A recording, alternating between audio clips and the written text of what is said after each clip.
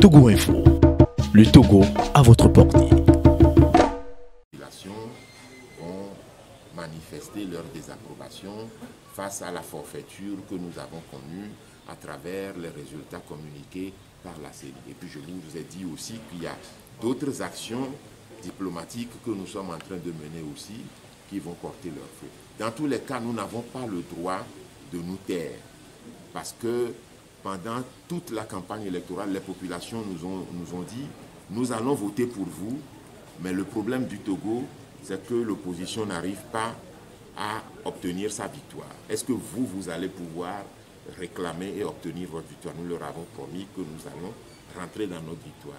Et c'est ce que nous allons faire dans les prochaines périodes. Même après ce résultat stalinien, vous n'arrivez pas à regrouper l'ensemble de l'opposition? Oui, là aussi, nous avons pris contact avec un certain nombre d'acteurs de l'opposition, ce qui est vrai, mais vous ne pouvez pas dire que nous n'arrivons pas à rassembler l'ensemble de l'opposition autour de nous. Donc il est question que sur les prochaines périodes, nous construisions une solidarité autour de l'opposition pour qu'ensemble, nous puissions défendre la vérité des urnes et l'alternance.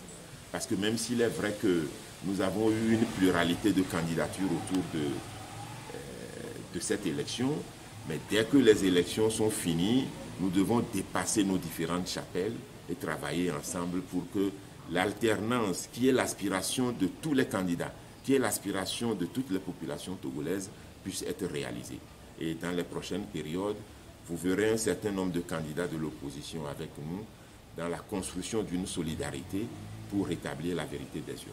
Monsieur Tissou, vous avez dit tout à l'heure que vous avez promis à vos militants que vous allez rentrer dans votre victoire une fois la proclamation des résultats. Est-ce à dire que vous voyez ça venir? Oui, nous voyons ça venir parce que nous sommes au Togo, nous nous connaissons et nous connaissons ceux que nous avons en face, c'est-à-dire nos adversaires. Nous savons comment ça fonctionne au Togo. Nous étions sûrs que même si nous gagnons, le candidat de UNIR ne nous laissera pas le pouvoir. Nous en étions convaincus que la CENI, la CENI, la Cour constitutionnelle, qui sont des institutions sous la botte, vont proclamer le chef de l'État sortant vainqueur au premier tour. Nous en étions conscients. C'est pour cela que nous avons pris un certain nombre de mesures et les populations nous ont demandé à chaque fois, nous allons voter, mais est-ce que vous allez pouvoir obtenir votre victoire? Nous leur avons promis que nous obtiendrons notre victoire et nous y travaillons. Et cette Cour constitutionnelle, vous allez la saisir? Nous allons la saisir quand même parce que nous avons des procès-verbaux qui démentent un certain nombre de chiffres qui ont été donnés.